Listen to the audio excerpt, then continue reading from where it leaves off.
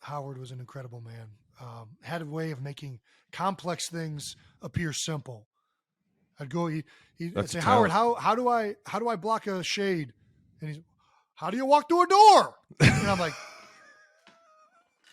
you go up to the door and you walk through it. I'm like, Howard, you've given me nothing. Go walk through the door, Jason. All right. Meanwhile, a 340-pound man's trying to run me over. Pretty sure a door doesn't move, Howard. Anyways, I'm serious. How do you block the end? Go out there and shake his hand.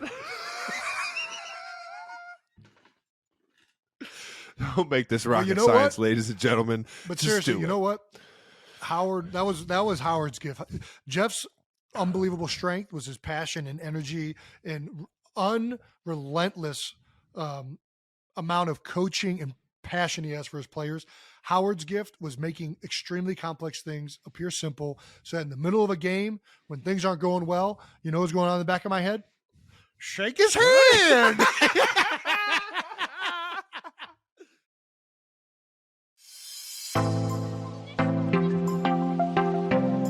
안녕하세요. 투버스터 NFL 팟캐스트입니다. 이번 에피소드는 5주차 픽입니다. 그럼 시작하겠습니다.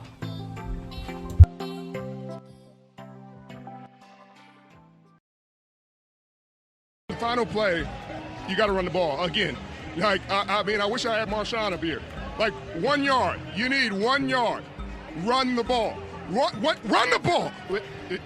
CT. He's triggered. All he has to do is run the football. Like necessary criticism. I'm not, I've said enough criticism for him, but God dang it, run the dang ball. Like. Learn from your mistakes. Can somebody fill me in? What is he referring to? I'm confused. Have you been in this situation before? Run the ball! 역대급으로 끝이 난 TNF 경기, 인디애나 콜츠와 덴버 브론커스와의 이 TNF 경기는 정말 엄청난 역사를 쓰기도 하였고 팬들에게 엄청난 충격을 준 경기였습니다. 이 두 팀 간의 경기는 연장전까지 가면서 12대 9로 인디애나 콜츠가 승리를 하였는데요. 이 두 팀 간의 경기에서 새로운 NFL 레코드가 나오기도 했습니다. 양 팀의 선발 쿼터백이 250 패싱 야드를 기록했음에도 불구하고 터치다운이 없이 경기가 끝난 것은 이 경기가 최초라고 하는데요. 그리고 터치다운 없이 필드골이 7개로 나면서 경기가 끝난 것도 NFL 최초. 또 잡다한 여러가지 NFL 기록들이 생겨났던 충격적인 경기였는데요. 양팀 모두 필드골만 차면서 정말 덴버 브론커스의 홈팬들은 연장전이 시작되기 전에 경기장을 떠나는 모습을 보였고, 그리고 러셀 윌슨에게 야유를 퍼붓기도 하였는데요. 그럼 그만큼 이 경기가 가지는 의미가 어떠하였는지 한번 살펴보겠습니다. 저는 이번 기회를 통해서 단순히 맨 라이언이 못했다, 러셀 윌슨이 못했다, 러셀 윌슨, 나다니엘 해켓 감독의 오펜스가 문제가 있다, 이런 얘기는 지금까지 너무 많이 얘기를 해왔잖아요. 그렇다면 좀 더 이 두 팀의 문제에 있어서 좀 더 근원적인 얘기를 하고 싶어요. 먼저 인디애나 콜츠에 대해서 먼저 설명을 드리자면, 이 팀은 지금 경기를 보신 분들은 아시겠지만 맷 라이언이라는 쿼터백이 어쨌든 제가 전에도 얘기를 했지만 포인트 가드 역할을 해야 한다, 결국 디펜스나 오펜시브 라인이 뒷받침해줘야 되지만 이 맷 라이언을 도와주지 못하고 있고, 이 맷 라이언에 대한 부담감은 본인 스스로 이겨낼 수 있는 그러한 나이가 되지도 않았고 경기력도 되지 않기 때문에 팀 전체적으로 무너지고 있다, 간략하게 설명하면 이렇지만 결국 이 팀에게 있어서 현재 가장 핵심적인 문제는 결국 오펜시브 라인이었어요.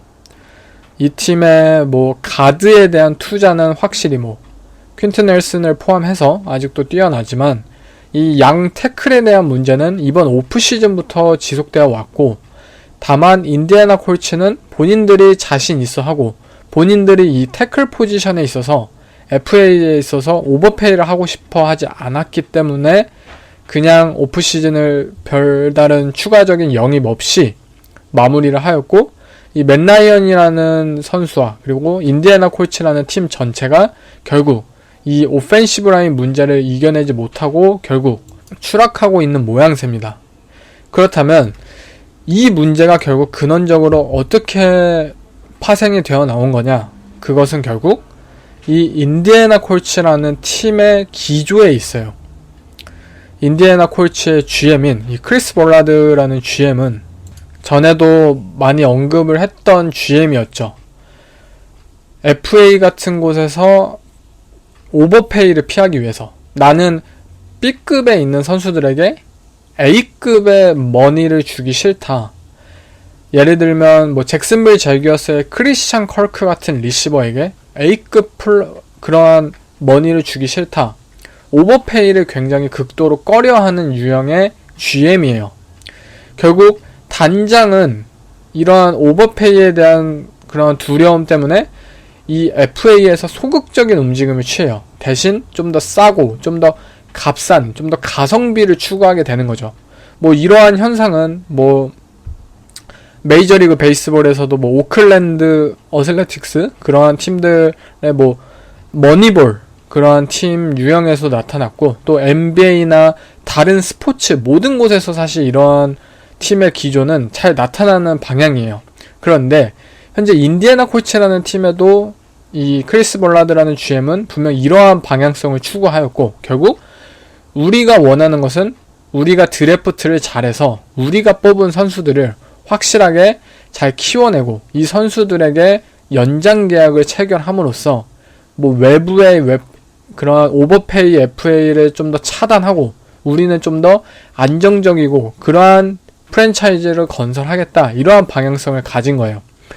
분명히 이러한 방향성은 잘 들어맞았어요. 인디애나 콜츠는 분명 드래프트를 잘 하였었고, 뭐 샤킬 레너드나 뭐 퀸튼 넬슨이나 팀의 주축들을 계속해서 뽑았고, 뭐 마이클 핀맨 주니어나 공수의 핵심 선수들을 잘 뽑아냈어요. 그렇게 탄탄한 전력을 유지할 수 있었고, 그렇기 때문에 앤드류 럭이라는 쿼터백이 팀을 떠났을 때 이들은 결정을 했어야 돼요. 아, 우리가 앤드류 럭이라는 쿼터백이 없이 다시 한번 새로운 뭐 루키 쿼터백을 뽑음으로써 다시 한번 재도전을 해야 될까? 아니면 우리는 이미 자신 있다, 우리는 어느 정도 전력적으로 완성되어 있기 때문에 베테랑 쿼터백을 가져오는 것이 맞지 않을까라는 그러한 갈림길에서 이들은 후자를 택했고, 결국 필립 리버스라는 쿼터백을 선택을 했어요. 필립 리버스라는 쿼터백은 커리어의 마지막 해를 이 인디애나 콜츠에서 불태우면서 플레이오프 진출에도 성공하면서 성공적인 그러한 시즌을 만들어냈어요. 인디애나 콜츠와 이 크리스 볼라드라는 GM은 이 필립 리버스의 성공에 너무 취한 거죠. 아, 오케이, 우리 굳이 무리하지 않아도 된다. 우리 루키 쿼터백 뽑을 필요가 없어. 우리 새로운 프랜차이즈 쿼터백을 찾을 필요가 없다. 외부에서 검증된 쿼터백을 데려옴으로써 우리의 현재 자신 있는 팀 전력과 함께, 그리고 프랭크 라이크 감독은 뛰어난 오펜스 플레이 콜러다. 이 둘만 있으면은 우리는 베테랑 쿼터백 데려와도 충분히 플레이오프 경쟁, 컨텐더 경쟁을 노려볼 수 있다라는 자신감에 처했던 것이죠. 결국 이들은 칼슨 웬츠라는 또 다른 베테랑 쿼터백을 팀에 데려오는데 결정하였고, 이 결정은 결국 실패로 돌아갔어요. 칼슨 웬츠라는 선수의 경기력은 생각보다 좋지 못했고, 결국 인디애나 콜츠는 플레이오프에 진출에 실패하였고, 또한 뭐 오너인 짐 얼세이가 말했을 정도로 칼슨 웬츠라는 쿼터백은 우리 팀의 컬처에 맞지 않는다라는 말을 했을 정도로 어쨌든 궁합이 좋지 않고 실패한 시즌을 보냈어요. 이러한 상황에서 인디애나 콜츠는 또 다른 재도전을 할 수 있는 기회가 있었어요. 이번 드래프트에서 뭐 케니 피켓은 1라운드에서 뽑히긴 하였지만 뭐 또 다른 말릭 윌리스나 뭐 데스먼드 리더나 뭐 맥코랄이나 다른 루키 쿼터백을 새롭게 뽑을 수 있었다는 거죠, 상위 라운드에서. 하지만 이들은 그것을 거부하고 이들이 선택한 것은 또 다른 베테랑 쿼터백인 맷 라이언이었어요. 이 필립 리버스에서 칼슨 웬츠로 칼슨 웬츠에서 맥라이언으로 이어지는 이 콜츠의 이 3번의 그 베테랑 쿼터백들의 영입은 결국 본인들이 무언가를 도전하기를 극한으로 꺼려하는 그런 모습을 보이는 거예요. 안 좋게 말하면은, 뭐 좋게 말하면은 안정적인 선택을 너무 신중하게 한다는 뜻이고, 좋지 않게 말한다는 것은 너무 보수적으로 팀을 운영한다는 거죠. 팀들은 결국 이 NFL이라는 리그는 결국 프랜차이즈 쿼터백을 찾아야 하는 리그로 변해지고 있어요. 아무리 디펜스가 뛰어나든 아무리 뭐 오펜시브 라인이 뛰어나든 결국 프랜차이즈 쿼터백을 찾지 못하면 이는 다 도루묵이에요. 캐롤라이나 팬터스를 한번 보세요. 이들이 뭐 좋은 디펜스를 보유했다고 하더라도 베이커 메이필드, 샘 다놀드, 뭐 PJ 워커, 뭐 캠 뉴튼, 테디 브리지워터 수많은 쿼터백이 이 팀을 지나쳤음에도 불구하고 나아진 게 단 1도 없잖아요.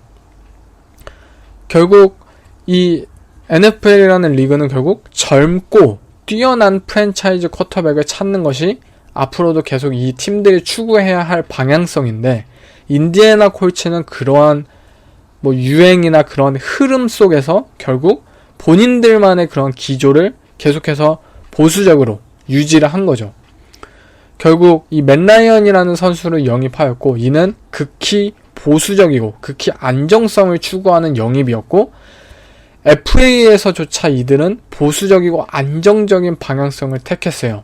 결국 뭔가 도전을 하고 무언가 과감하게 배팅을 할 수 있어야 하는 상황 속에서 인디애나 콜츠는 계속 그러한 안정적인 방향성만 추구하였고, 이러한 점이 결국 이번 시즌 터지고 있는 거예요.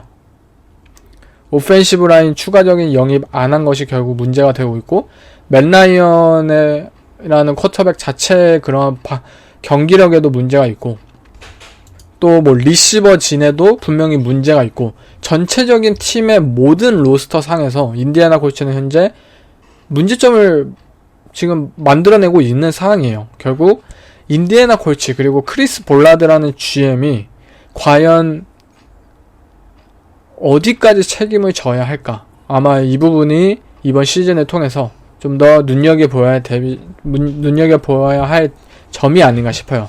분명 크리스 볼라드라는 GM은 정말 좋은 GM이에요.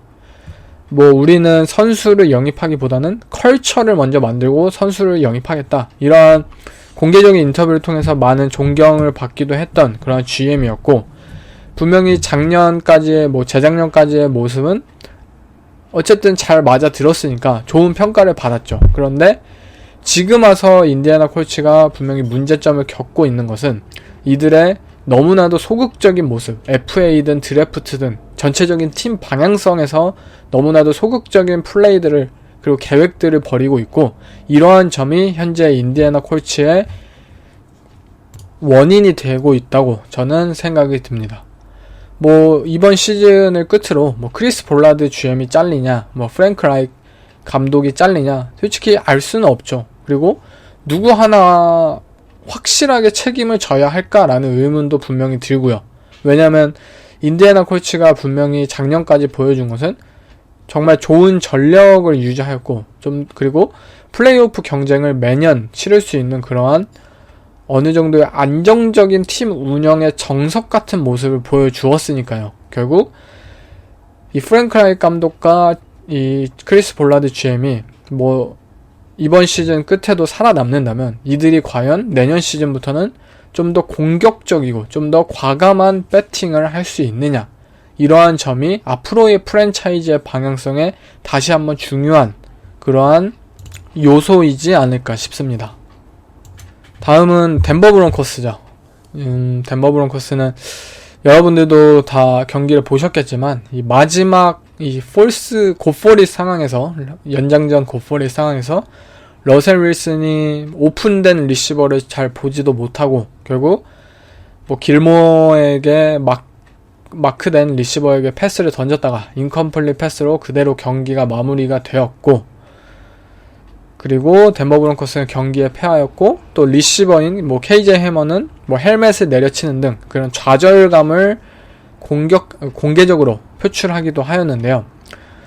이 경기를 통해서 우리가 확인할 수 있었던 것은 결국 러셀 윌슨 자체에 대한 그런 평가죠. 사실 제가 2주차까지는 결국 이 덴버 브론코스라는 팀의 오펜스 플레이 콜러에 대해서 많이 비판을 했지만, 제가 저번 주에는 러셀 윌슨 자체가 조금 느려 보이고 답답하고 그러한 예전의 장점을 보일 수가 없다라고 평가를 했었는데, 4주차 경기를 보고 나서 그러한 감정이 더욱더 들었어요. 물론 오펜스도 전체적인 문제가 있고요.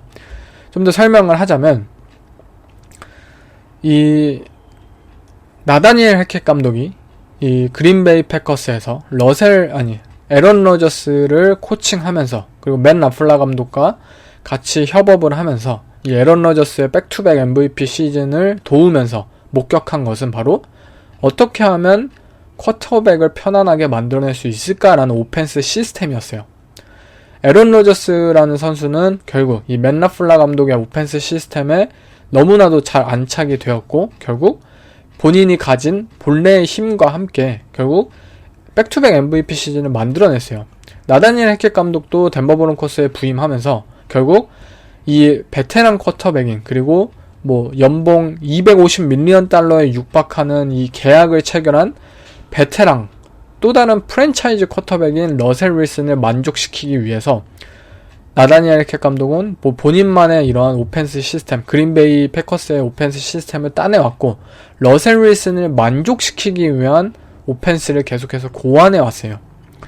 그렇게 해서 뭐 언더센터 기반의 플레이 액션 오펜스, 뭐 타이트 스플릿을 기반으로 해서 그러한 패싱 게임 선보였지만, 결국 러셀 윌슨에겐 잘 맞지 않았어요. 왜냐면 러셀 윌슨이라는 쿼터백 자체가 뭐 에런 로저스처럼 뭐 엔티시페이션이 뛰어나고 뭐 숏패스 위주의 뭐 딩크앤덩크 타입의 오펜스를 잘 할 수 있는 쿼터백이 아니잖아요. 이 러셀 윌슨이라는 쿼터백은 본인이 기존에 가진 그런 운동신경, 스크램블링 능력을 통해서 상대의 디펜스를 파괴시켜 놓고, 그렇게 함으로써 뭐 DK 메칼프나 뭐 타일러 로켓이나 이러한 딥볼 스페셜리스트 리시버들을 통해서 뭐 뛰어난 뭐 딥볼 메이킹을 만들어낸다든지, 아니면은 본인이 스크램블을 통해서 뭐 야드를 획득한다든지, 이러한 좀 오프 스크립트에서 굉장히 뛰어난 쿼터백이에요. 결국 정해진 스크립트 상에서는 러셀 윌슨은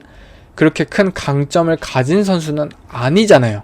일반적인 샷건 드랍백 패싱 게임에서의 러셀 윌슨은 그렇게 뛰어난 선수는 아니에요. 다만 이 선수가 가진 능력은 좀 더 오프 스크립트 상황에서 뛰어났기 때문에 결국 뭐 리그의 탑5, 탑10 쿼터백으로 그동안 불려왔을 수 있었던 것이고요.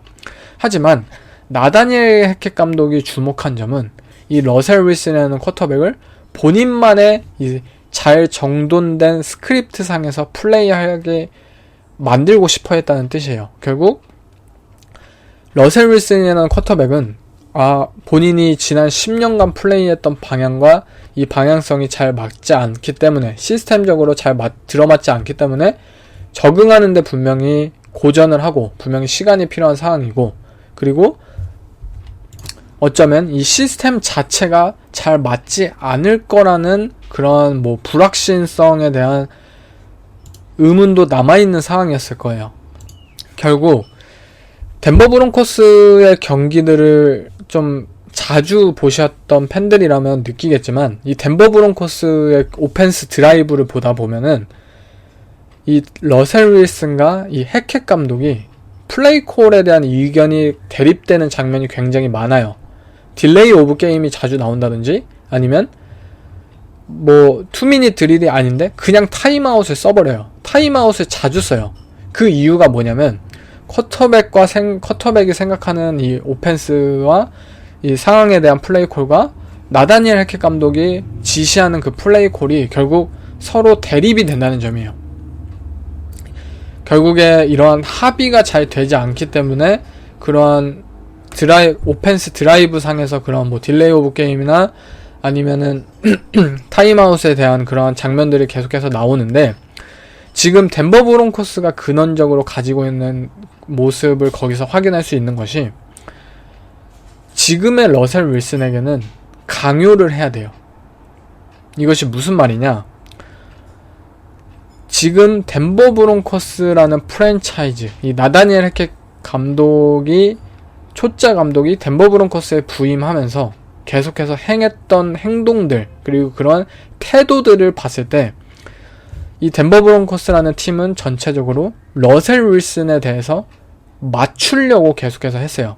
이 우리가 새로 영입하는 1라운더 2장을 주고 뭐 250밀리언 달러 계약을 주고 이 엄청난 투자를 한 쿼터백에게 입맛을 맞추고 뭐 아양을 떨고 그래야 되기 때문에 계속해서 러셀 윌슨에 대해서 주도권을 주었어요. 물론 존경받고 그런 리더에게는 주도권을 주는 게 맞죠. 뭐 톰 브래디나 뭐 페이튼 매닝이나 이러한 선수들에게. 그렇지만 지금 오펜스는 잘 돌아가지 않아요. 그리고 러셀 윌슨의 플레이는 좋지 않아요. 그렇다면 러셀 윌슨에게 지시를 하고 확실한 플레이를 강요하게 만들어내야 돼요.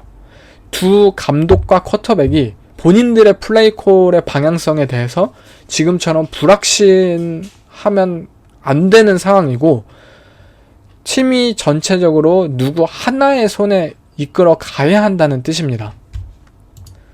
뭐 인디애나 콜츠와의 경기를 보신 분들은 아시겠지만 결국 러셀 윌슨은 지금 상태가 너무나도 안 좋기 때문에 이러한 역할을 해야 되는 것은 당연히 감독인 그리고 오펜스 플레이 컬러인 나다니엘 해켓이 맞아요. 결국 나다니엘 해켓 감독이 앞으로 남은 시즌 이 덴버 브론코스의 시즌을 잘 보내기 위해서는 러셀 윌슨에게 맞추려고 하지 않고 러셀 윌슨에게 본인의 플레이를 강요하게 만드는 것, 그것이 가장 중요하다고 생각을 해요. 에런 로저스라는 이미 MVP 그리고 슈퍼볼 반지 그리고 수많은 그런 명예와 존경을 받는 쿼터백에게 맷 라플라 감독은 본인의 오펜스를 강요했어요. 그리고 이 오펜스가 결국 잘 맞아들어서 에런 로저스도 백투백 MVP 시즌이라는 쾌거를 이루었고 결국 감독과 쿼터백은 서로를 존경하고 좋은 파트너의 관계가 되었어요. 나다니엘 해켓 감독도 마찬가지여야 해야 된다는 거죠. 러셀 윌슨에게 본인만의 그러한 오펜스 플레이 콜러에서의 역할을 좀 더 강요하고 너가 우리의 오펜스를 맞춰라. 좀 더 본인들의 오펜스를 이해시키는 상황이 그런 시간이 필요하지 않나 싶어요. 지금 이 덴버 브론코스라는 오펜스는 결국 본인들이 추구하는 것이 무엇인지, 우리가 지금 이 플레이에서 뭐 숏패스를 노리는 건지 뭐 딥패스를 노리는 건지 아무런 방향성을 살펴볼 수 없는 플레이콜의 연속이에요. 결국 그렇기 때문에 결국 덴버 브론코스에게 앞으로 중요한 것은 한 명의 리더가 이 팀을 제대로 이끌어주는 것, 그런 강단이 필요한 상황이지 않을까 싶어요. 아무튼 뭐 이 덴버 브론코스도 뭐 주전 태클인 게럿 벌스가 시즌 아웃이 됐다는 뭐 소식이 들렸고, 남아있는 시즌이 어쨌든 굉장히 힘들 거라고 생각을 해요. 물론 러셀 윌슨의 이런 경기력이 좀 더 지금보다는 나빠질 수는 없기 때문에 좀 시즌을 거듭하면서 좋은 모습을 보이면서 좀 더 발전하지 않을까 하기도 한데, 결국 팀에 너무나도 많은 부상자가 나오고 있고, 그리고 지금 디비전에 있는 팀들이 너무나도 강력한 뭐 칩스나 차저스 그리고 레이더스도 언제든지 치고 나올 수 있는 그런 강력한 팀들이기 때문에 덴버 브론코스는 어서 빨리 좋은 모습 그리고 본인들의 방향성을 다시 한번 확인해야 하는 그러한 상황이지 않을까 싶습니다. 첫 번째 픽엠 경기는 바로 뉴욕 자이언츠와 그린베이 패커스와의 경기입니다. 지금 뉴욕 자이언츠는 3승 1패 그리고 그린베이 패커스도 3승 1패를 기록하면서 이제 4승 팀을 결정하는 경기가 되겠는데요. 사실 뉴욕 자이언츠가 3승 1패라는 사실이 정말 놀라운 현실인데, 아무튼 이 두 팀 3승 1패 간의 경기는 과연 어떤 식으로 흘러갈지 굉장히 궁금해지는데요. 먼저 뉴욕 자이언츠의 경우에는 자이언츠가 3승 1패를 기록할 수 있었던 이유, 물론 굉장히 많은 이유가 있겠죠. 어쨌든 신인 감독인 브라이언 데이블이라는 감독이 이 자이언츠가 분명히 탤런트적으로 열세인 것은 사실이잖아요. 데니얼 존스라는 쿼터백도 좋은 플레이를 펼치고 있지는 않아요. 그런데 이 팀이 결국 계속해서 승리를 거둘 수 있는 건 브라이언 데이볼이라는 감독이 가져온 이 위닝 컬처라고 생각을 하시면 될 것 같아요. 이 위닝 컬처라는 이 시스템을 팀에 잘 안착하고 있고, 이 뉴욕 자이언츠라는 팀은 단순 한 명의 뭐 쿼터백 덕분에 승리하는 것이 아닌 팀 전체의 힘으로 승리를 계속해서 지켜내고 있는 상황이고요. 결국 뉴욕 자이언츠라는 팀이 현재, 그리고 뭐 별다른 이유를 붙였지만 결국 승리를 계속해서 지킬 수 있는 건 결국 런닝백인 이 세쿠안 바클리가 완벽히 부활했기 때문이에요. 세쿠안 바클리는 현재 리그 탑 런닝백, 저는 넘버1이라고 생각해요. 지금 당장까지의 모습만 보자면 세쿠안 바클리보다 뛰어난 런닝백은 없어요. 지금 당장은. 뭐 조나단 테일러는 아웃이 되었고, 뭐 데릭 헨리도 예전 같은 모습은, 완벽한 모습은 아니고, 그러한 상황 속에서 세쿠안 바클리는 완벽히 부활한 모습이고 그가 팀을 이끌어내고 있어요. 거기에 더해서 한 가지 좀 재밌게 바라볼 점은 이 브라이언 데이볼 감독이나 이 오펜시브 코디네이터인 마이크 카프카, 이 캔자스 시티 칩스에서 넘어온 카프카라는 코치를 생각하자면, 사실 버팔로 빌스와 캔자스 시티 칩스는 두 팀은 모두 이 패싱 게임을 바탕으로 오펜스를 이끌어 왔잖아요. 버팔로 빌스에서 브라이언 데이볼은 물론 러싱 게임에 대한 중요성도 항상 있지는 않았지만 결국 조시 알렌의 이 드랍백 패싱 게임을 통한 오펜스를 계속해서 선보였었고, 마이크 카프카는 이 앤디 리드의 밑에서 경험했던 것이 결국 뭐 패트릭 마홈스라는 쿼터백을 통해서 엄청난 패싱 게임을 디자인하고 이러한 점을 배우는데 많은 시간을 보낸 코치였어요. 그렇지만 지금 뉴욕 자이언츠가 펼치고 있는 오펜스는 언더센터 기반의 러싱 게임이에요. 즉 단순히 이 감독과 오펜스 코디네이터가 지금 현재 보여주고 있는 것은 본인들이 경험을 했고 본인들이 자신이 있어 하는 분야를 팀에 강요하는 것이 아니라 우리 팀의 현재 실정에 맞는 오펜스를 지금 재단하고 있다고 평가를 하고 싶어요. 계속해서 언더센터 바클리에게 스냅 주고 공 주고 상대 디펜스는 결국 이 러싱 게임, 자이언츠의 러싱 게임에 주목을 할 수밖에 없고, 저번주 시카고 베어스와의 경기에서 데니얼 존스가 2개의 터치다운을 기록했던 것 모두 플레이 액션 상황에서, 언더센터 플레이 액션 상황에서 데니얼 존스가 당연히 공을 가지고 있을 거라고 아무도 예측을 못했기 때문에 그렇게 쉽게 터치다운을 내주게 되었는데, 이러한 점을 봤을 때 정말 뉴욕 자이언츠라는 팀은 물론 데니얼 존스가 성장을 하지 못한다는 점은 분명히 안타깝죠. 결국 새로운 쿼터백을 내년 시즌 구해야 된다는 뜻인데, 아무래도 뭐 그러한 점을 제외한다면 분명히 본인들만의 승리 방법을 지금 강구하고 있고 본인들의 팀 실정에 맞는 그러한 뭐 팀 승리법을 연구하고 계속해서 플레이를 펼치고 있다는 점이 박수를 쳐주고 싶습니다. 다음 그린베이 패커스는 지금 3승 1패를 기록하면서 이 팀도 어쨌든 디비전 뭐 미네소타 바이킹스와 함께 디비전 1등을 달리고 있는데 2등이죠. 뭐 승자 동률이기 때문에. 근데 그린베이 패커스는 현재까지 뭐 3승 1패이긴 하지만 작년 그리고 재작년 같은 모습을 보여주진 못하고 있어요. 그 이유는 역시 오펜스의 퍼포먼스의 저하, 디반테 아담스라는 리시버의 빈자리를 이 루키 리시버들이 온전히 채워주지 못하고 있고, 이에 따라서 뭐 AJ 딜런 그리고 에런 존스라는 두 명의 런닝백을 중심으로 오펜스를 펼치고는 있지만 그렇게 효과적이고 뛰어나다고는 생각하지 않아요. 물론 AJ 딜런, 에런 존스 뭐 두 명 모두 이 뉴잉글랜드 패치를 상대로 정말 좋은 러싱 게임을 펼쳤고 뭐 시카고 베어스를 상대로 정말 좋은 러싱 게임을 펼친 것은 사실이지만, 이 두 명의 런닝백이 주도하는 오펜스는 디반테 아담스라는 리시버 한 명이 주도한 오펜스보다는 분명히 파괴력과 효율성이 떨어지는 모습이에요.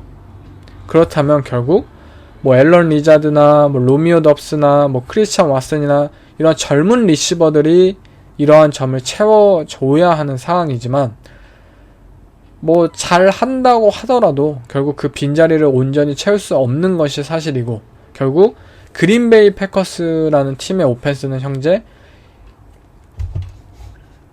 현재 리그의 오펜스에 있어서 가장 중요한 익스플로시브 플레이를 계속해서 잘 만들어내지 못하고 있어요. 뭐 5야드, 10야드 이러한 플레이가 아닌 뭐 20야드, 30야드 그리고 뭐 40야드, 50야드의 한 방의 플레이를 만들어내는 그 능력이 지금 그린베이 패커스는 현저히 떨어지고, 앞으로 이 팀이 뭐 플레이오프 경쟁이나 그리고 슈퍼볼을 온전히 드러내기 위해서는 이러한 능력을 길러야 하는 것이 맞지 않나 싶습니다. 지금 라인은 그린베이가 -8 라인인데, 사실 그린베이 홈에서 이 데니얼 존스가 이 그린베이의 그래도 아무래도 뛰어난 디펜스를 상대로 사실 좋은 활약을 펼칠 것이라고 기대하는 것은 조금은 무리이지 않을까 싶어요. 한 가지 뭐 긍정적인 것은 뭐 뉴욕 자이언츠도 좋은 양 태클 선수들을 보유하고, 이 세컨 바컬리의 러싱 게임을 바탕으로 뭐 오펜스를 잘 전진해 나간다면 분명 그린베이를 상대로 이 라인 커버를 충분히 해내지 않을까, 그러한 믿음도 분명히 있을 거라고 생각이 듭니다. 하지만 저는 이 그린베이의 홈이고 데니얼 존스가 과연 그린베이라는 지역에 가서 잘 플레이할 수 있을까, 또 뭐 펌블이나 인터셉션을 만들어내고 이를 바탕으로 에런 로저스가 확실한 터치다운으로 연결을 이번에는 해주지 않을까, 그러한 믿음이 있기 때문에 저는 그린베이의 -8 커버로 가겠습니다. 다음 경기는 이제 피츠버그 스틸러스와 버팔로 빌스와의 경기인데요.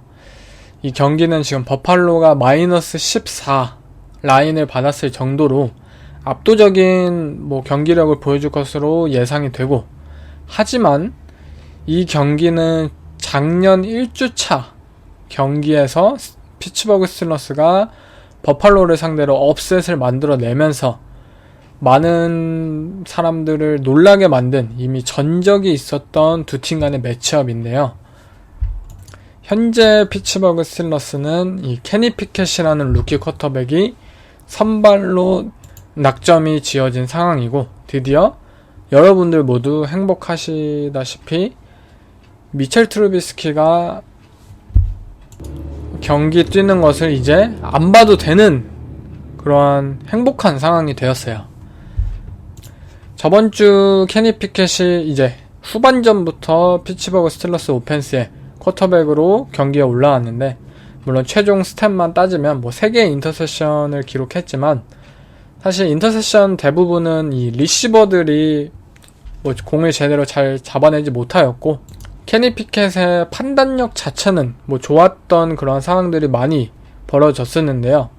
물론 케니 피켓이 프리시즌처럼 완벽한 경기를 펼친 것은 아니지만, 그래도 그의 뭐 패스 그리고 뭐 디시전 메이킹들을 제가 살펴봤을 때는 충분히 미첼 트루비스키보다는 훨씬 더 나은 오펜스 퍼포먼스를 보여줄 수 있지 않을까, 그런 기대감이 분명히 있는 상황이고, 그리고 아무래도 현재 피츠버그 스틸러스라는 팀에 있어서 이 오펜스의 아이덴티티가 없는 상황이잖아요.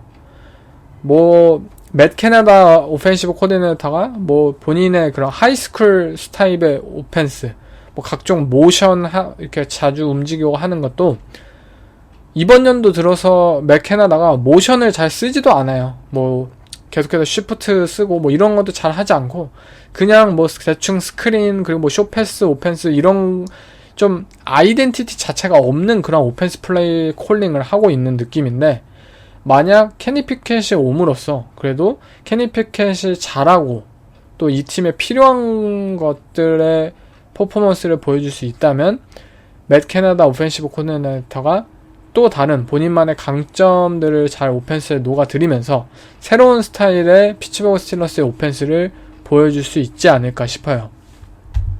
반면 버팔로 빌스의 경우에는 이 팀은 뭐 완벽한 경기력을 1주차에 보여주긴 했지만, 뭐 2, 3, 4주차에는 분명 그 기대감보다는 분명 부족한 모습을 보여주고 있어요. 하지만 그럼에도 불구하고 이 맷 캐나다는 맥캐나다가 아니죠. 이 조시 알렌은 완벽한 쿼터백으로서의 모습을 보여주고 있기 때문에 이 모든 역경과 고난을 버팔로 빌스가 극복할 수 있게 리더로서의 면모를 보여주면서 팀을 승리로 이끌어내고 있는 상황이에요.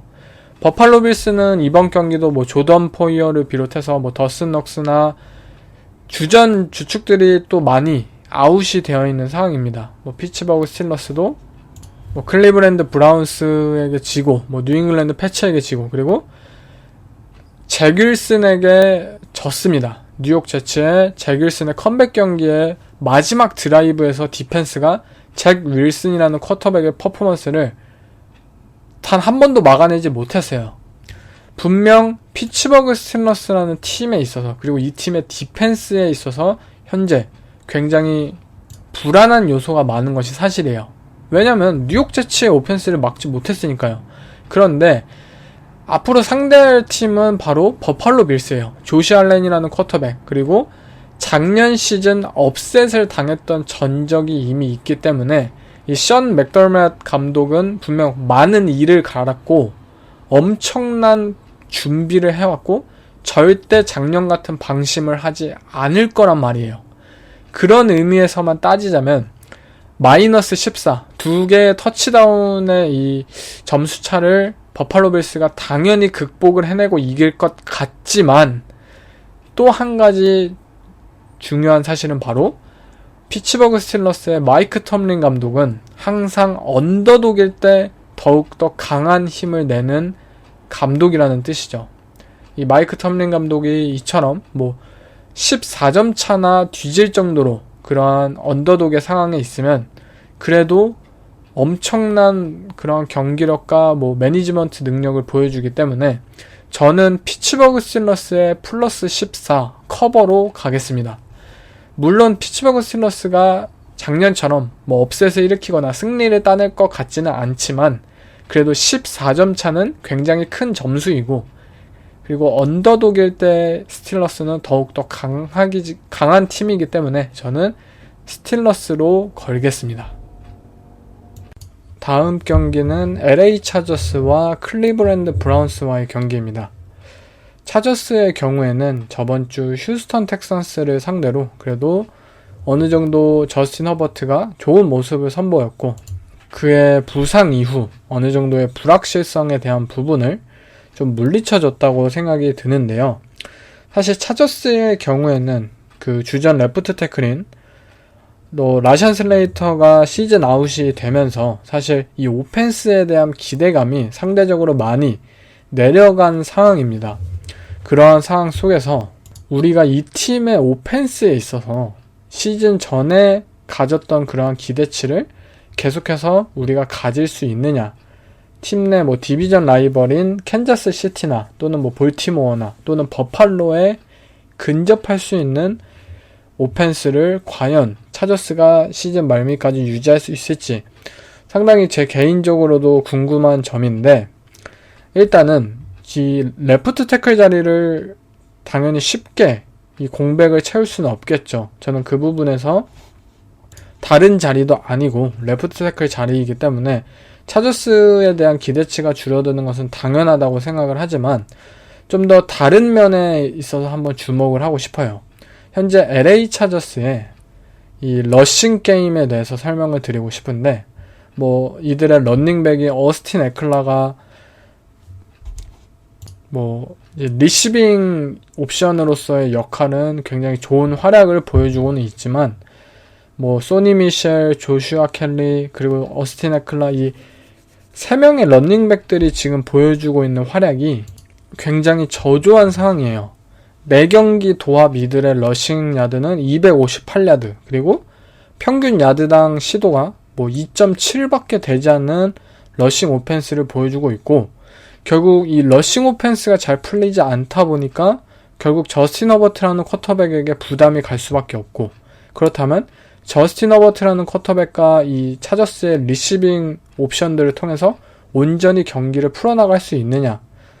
사실 물론 저스틴 허버트가 정말 좋은 쿼터백이고 뛰어난 쿼터백이고 이러한 기대감과 역할들을 뭐 충족하면서 이런 불확실성을 해소시킬 수도 있다고 생각이 들겠지만 지금의 차저스의 오펜스 구조에서 저는 조금 이 문제는 좀 과부하가 나면서 언젠가는 터질 거라고 생각이 들어요.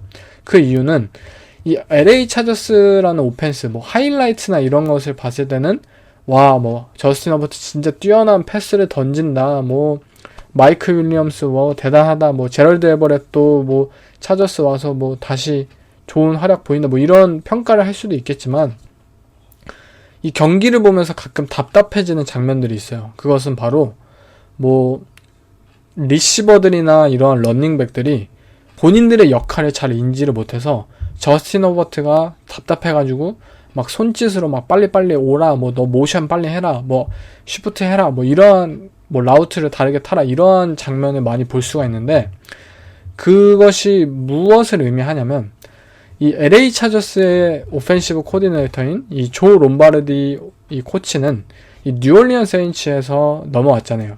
뉴올리언 세인츠의 오펜스의 시스템을 이 LA 차저스에도 어느 정도 가져왔고 그러한 시스템을 지금 보여주고 있는데 이 뉴올리언 세인츠의 오펜스는 정말 스마트함을 기반으로 플레이가 진행이 됐어요. 리그에서 가장 똑똑한 쿼터백 중 한 명인 드류 브리스를 바탕으로 해서 뭐 알빈 카마라나 그리고 마이클 토마스나 이러한 상대 디펜스의 뭐 레버리지를 충분히 읽어내고 이 디펜스가 무엇을 할지를 미리 그들의 뭐 상황을 보고 미리 인지하고 예측을 해서 다양한 옵션 라우트 등을 통해서 그런 좋은 선택 그리고 효율성을 추구하는 오펜스가 바탕이었단 말이에요. 그것을 조롬바르디로 코치도 이 LA 차저스에서 시도를 하고 있는 건데 문제는 LA 차저스의 선수들이 뭐 오스틴 에클라라는 런닝백을 제외하자면 저는 그렇게 스마트함이 느껴지는 이 환경은 아니라고 생각이 들어요. 그렇기 때문에 가끔 뭐 저스틴 허버트가 답답하게 이 동료들에게 뭐 소리를 지르는 장면도 나오고 그리고 서로의 호흡이 맞지 않아서 뭐 인컴플릿 패스로 연결이 된다든지 결국 코치가 요구하고 또 추구하는 그런 오펜스의 방향성이 과연 현재 차저스에게 맞는 것인가, 그리고 지금의 러싱 오펜스 같은 생산성과 효율성을 보여준다면 앞으로 이 레프트 태클이 없는 LA 차저스에게 있어서 그리고 결국에는 저스틴 허버트에게 있어서 더욱더 부담이 가중될 것인데 과연 현재 차저스가 본인들의 그런 오펜스 시스템을 고집하는 것이 맞을까? 그런 의문이 현재 분명히 있는 상황입니다. 일단 클리브랜드 브라운스를 맞이하는데 지금 라인이 차저스가 마이너스 3이에요. 탑독이지만 마이너스 3은 사실 큰 점수차는 아닌데 왜 큰 점수차가 아니냐라고 생각이 든다면 바로 차저스의 러싱 디펜스 때문이에요.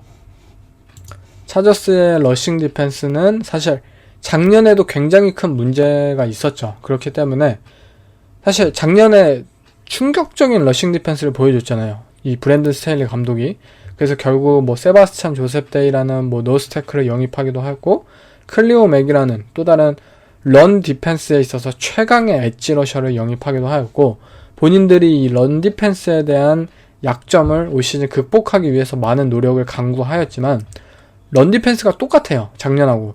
지금 뭐 러싱 그 야드당 아니 러싱 횟수당 야드 허용이 5.4로 지금 리그 31등을 달리고 있고 러싱 디펜스 EPA 면에서도 28등으로 리그 최하위급의 모습을 보여주고 있어요. 결국 LA 차저스 그리고 브랜든 스테인리 감독이 올 시즌 의도했던 그런 방향성이 지금 이루어지지 잘 않고 있다는 뜻이에요.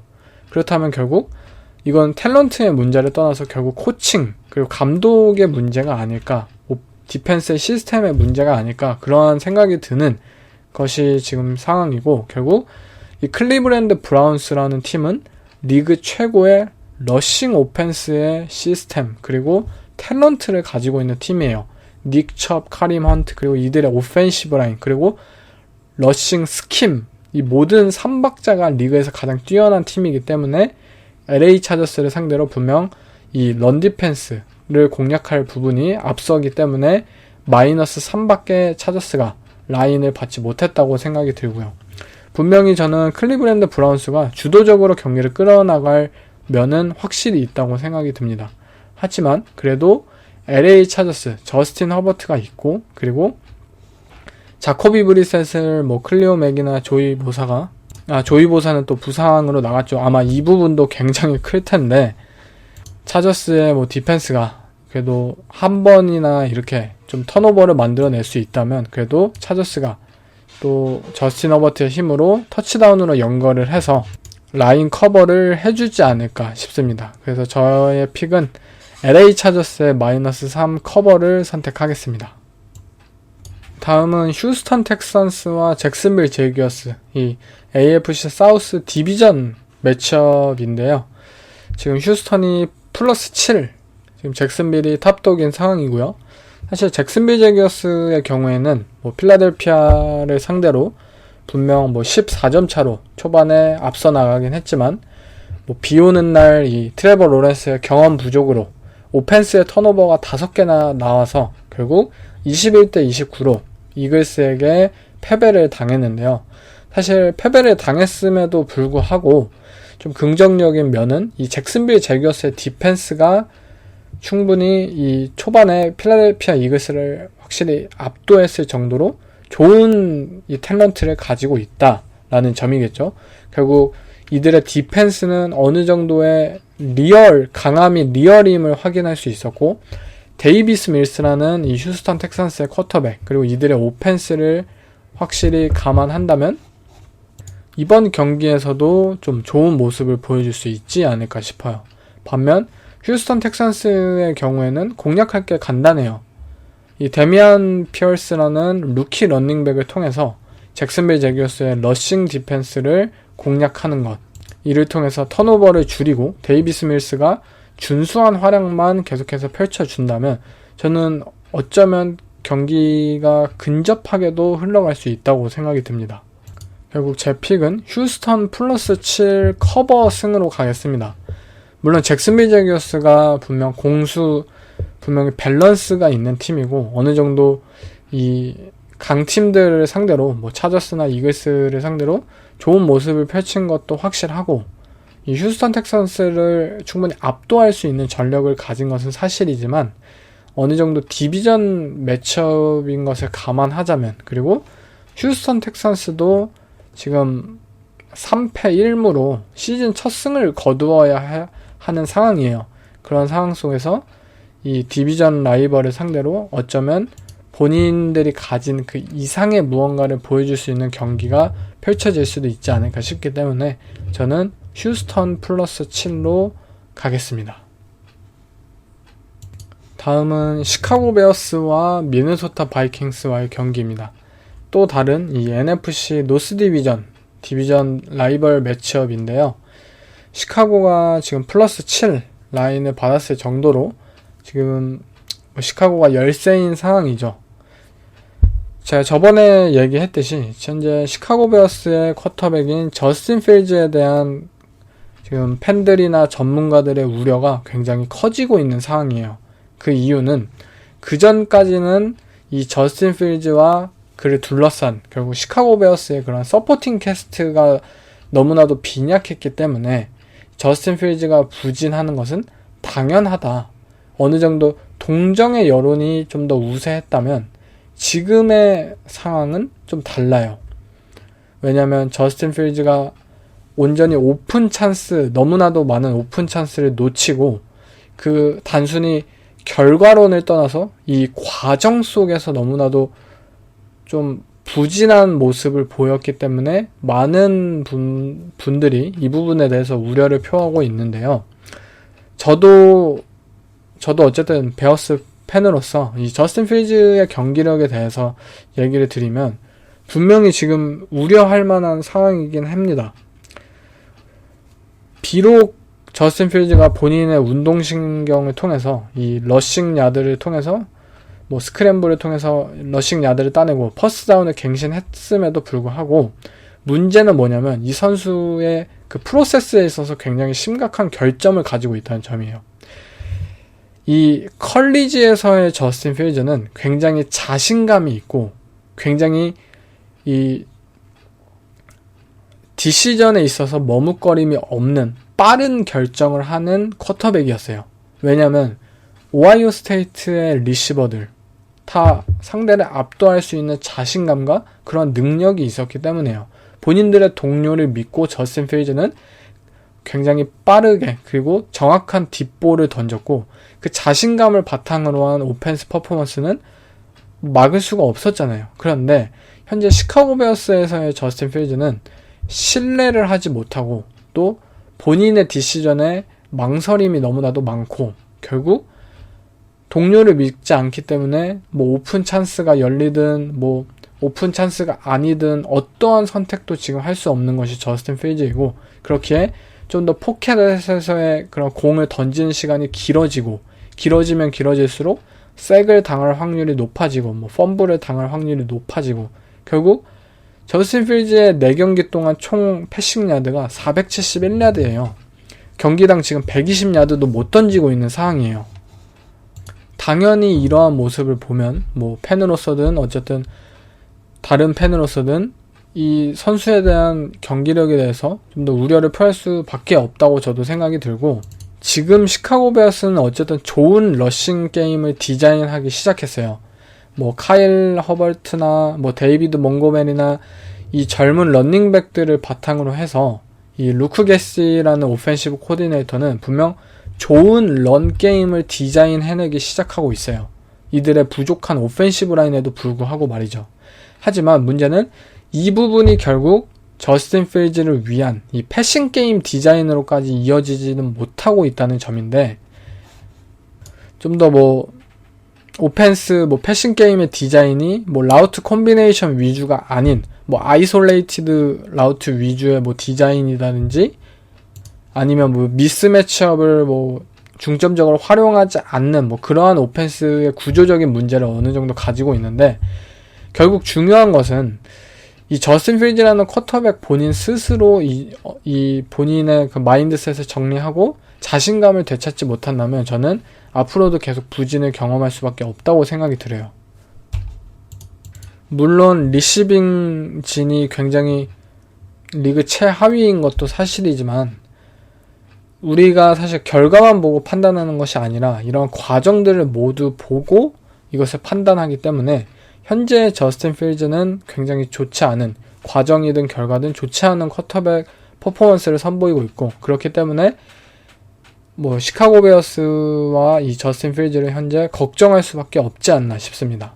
그리고 새롭게 맞이하는 이번 경기 맞이하는 이 미네소타 바이킹스의 디펜스를 생각한다면 더욱더 저스틴 필즈가 고전을 하지 않을까 싶습니다. 물론 미네소타 바이킹스의 디펜스도 본인들이 가진 그러한 탤런트라는 면을 떠나서 어느 정도 좀 제대로 된 색깔을 보여주지 못하고 있다고 생각이 들어요. 뭐 LA 램스나 LA 차저스 그런 스타일의 뭐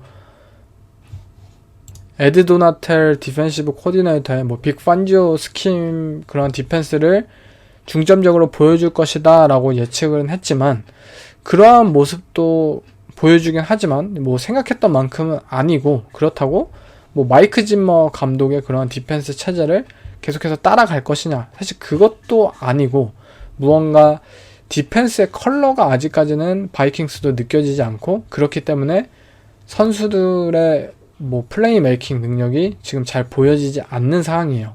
그러한 상황 속에서 과연 저스틴 필즈를 다른 팀들처럼 충분히 압박해낼 수 있을까? 그 경기가 이 경기는 이러한 관점을 통해서 뭐 즐겨봤으면 좋겠습니다. 경기는 사실 저는 바이킹스의 리시버인 결국 저스틴 제퍼슨과 아담 딜런을 막아낼 선수가 과연 시카고 베어스에 있을까? 라는 점이죠.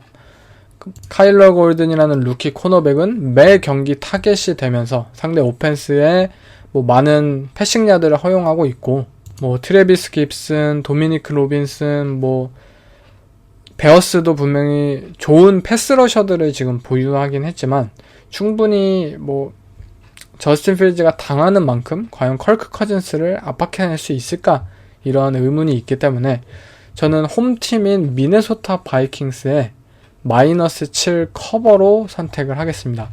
지금의 시카고 베어스의 오펜스를 생각한다면 이들이 좋은 러싱 게임을 가졌음에도 불구하고 현재 저스틴 필즈의 폼만을 바라보자면 조금 경기를 긍정적인 면을 생각하기에는 힘들 것으로 예측이 됩니다.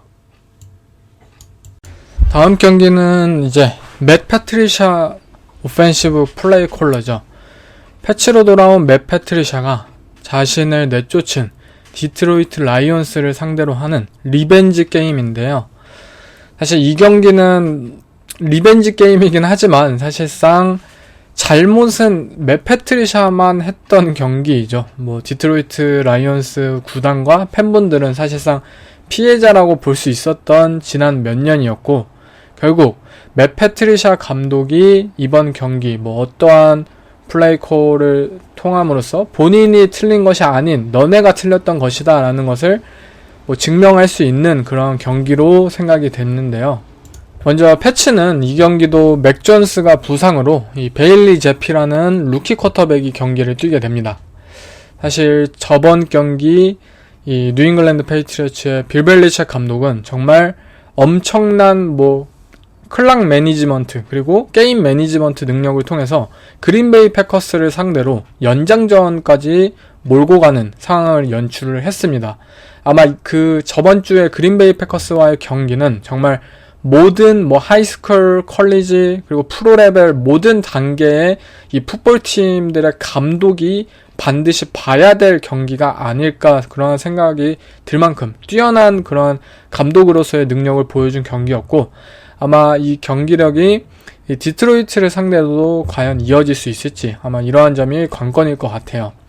사실 디트로이트 라이온스의 경우에는 뭐 리그 득점 1등인 팀이잖아요. 그만큼 시애틀 시옥스를 상대로도 뭐 40득점 이상의 경기력을 보여주면서 이들의 러싱 게임 그리고 뭐 오펜시브 라인 그리고 좋은 오펜스 시스템이 갖추어졌을 때 이 제러드 거프라는 베테랑 쿼터백은 분명 어느 정도의 평탄은 해줄 수 있는 쿼터백이잖아요. 그렇기 때문에 좋은 오펜스의 퍼포먼스를 매주 보여주고 있습니다.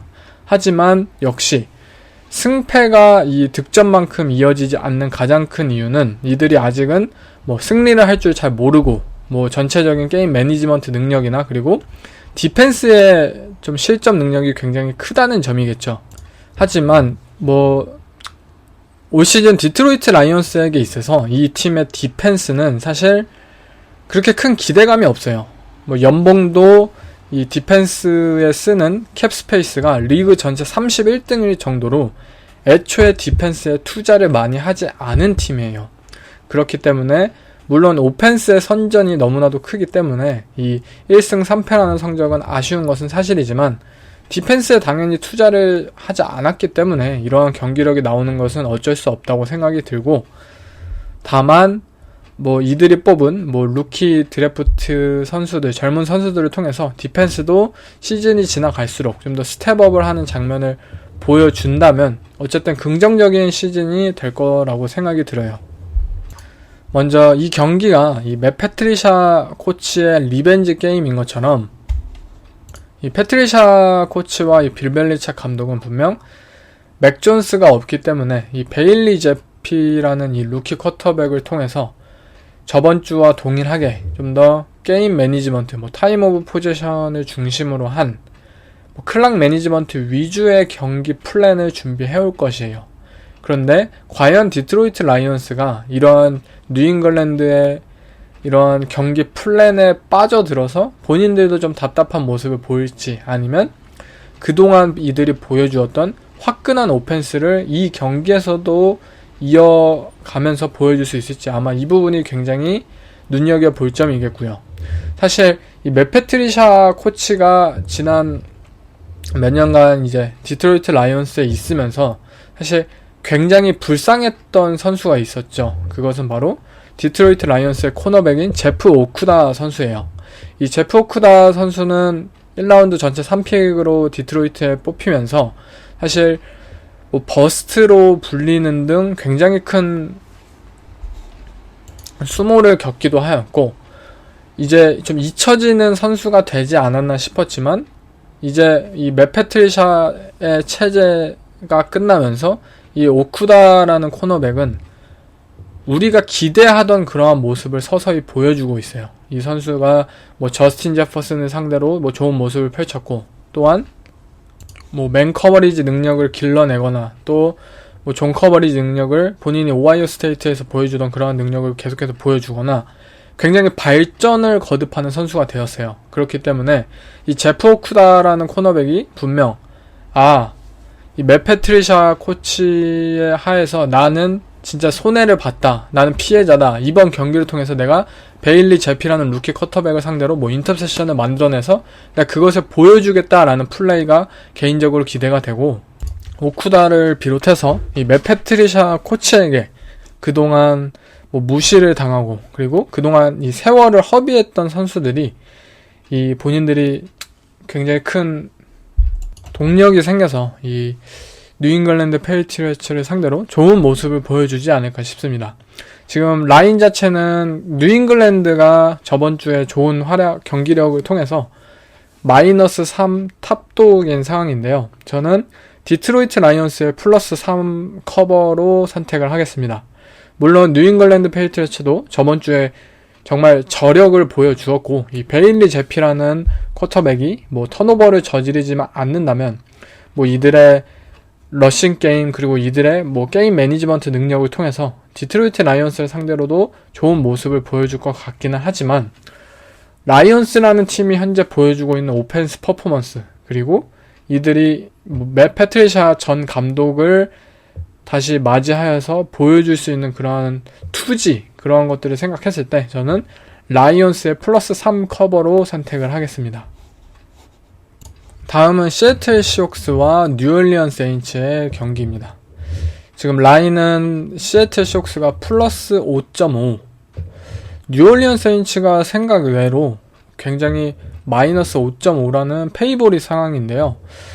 최근의 경기력만 보자면 뉴올리언 세인츠도 그렇게 좋은 경기력을 펼치고 있진 않고, 그리고 시애틀 시옥스의 경우에는 저번 주에 디트로이트 라이온스를 상대로 이 지노 스미스의 폭발적인 오펜스와 함께 좋은 경기력을 보였기 때문에 이 정도의 라인이 펼쳐진 것은 사실 굉장히 의외이지 않을까 싶어요. 지노 스미스가 어쨌든 좋은 경기력을 보였지만, 한 가지 그렇지만 좀 다르게 볼 수 있는 점은 시애틀 시옥스가 1주차에도 좋은 모습을 보였어요. 지노 스미스도. 근데 2, 3주차 좀 실망스러운 모습을 보였고, 4주차에서도 좋은 모습을 보였지만 그게 과연 또 5주차, 6주차 이어질 수 있느냐. 시애틀 시옥스의 오펜스는 분명 어느 정도의 기복을 가지고 있는 팀이고, 뉴올리언 세인츠의 디펜스는 이러한 기복을 가지고 있는 오펜스를 상대로 완전히 압도할 수 있는 그런 능력치를 가진 디펜스예요. 그렇기 때문에 뉴올리언 세인츠가 이 정도의 라인을 받지 않았나 싶은 생각이 드는데, 지금 뉴올리언 세인츠는 뭐 마이클 토마스가 아직도 아웃인 상황이고, 그리고 쿼터백인 제이미스 윈스턴이 돌아온다고 하더라도 제이미스 윈스턴의 올 시즌 퍼포먼스가 사실 그렇게 좋은 편은 아니잖아요. 매 경기 뭐 턴오버를 저지르고 있는 상황이고, 또한 이들의 런게임인 뭐 마크 잉그램 33살의 런닝백이 지금 가장 많은 스냅을 받고 뛰고 있어요. 그리고 알빈 카마라도 뭐 좋은 모습을 보이긴 하지만 무언가 이 백필드진이 너무나도 노장인 선수들이 많은 상황이고 지속적인 러싱을 보여주지는 잘 못하고 있어요. 그러한 면을 생각한다면 시애틀 시옥스가 조금이라도 저번 주의 경기를 이어나갈 수 있다면, 그 정도의 분위기를 이어나갈 수 있다면 저는 시애틀 시옥스에게 -5.5 라인은 너무나도 크지 않나 싶고, 그렇게 저는 시애틀 시옥스의 +5.5 커버승을 선택하겠습니다. 다음은 이제 또 다른 디비전 라이벌 매치업이죠. 마이애미 돌핀스와 뉴욕 제츠입니다. 이 경기는 지금 마이애미 돌핀스는 쿼터백인 투아가 아무래도 이 뇌진탕 부상으로 아웃이 된 상황이고, 결국 백업 쿼터백인 테디 브리지워터가 경기를 나서게 되는데요.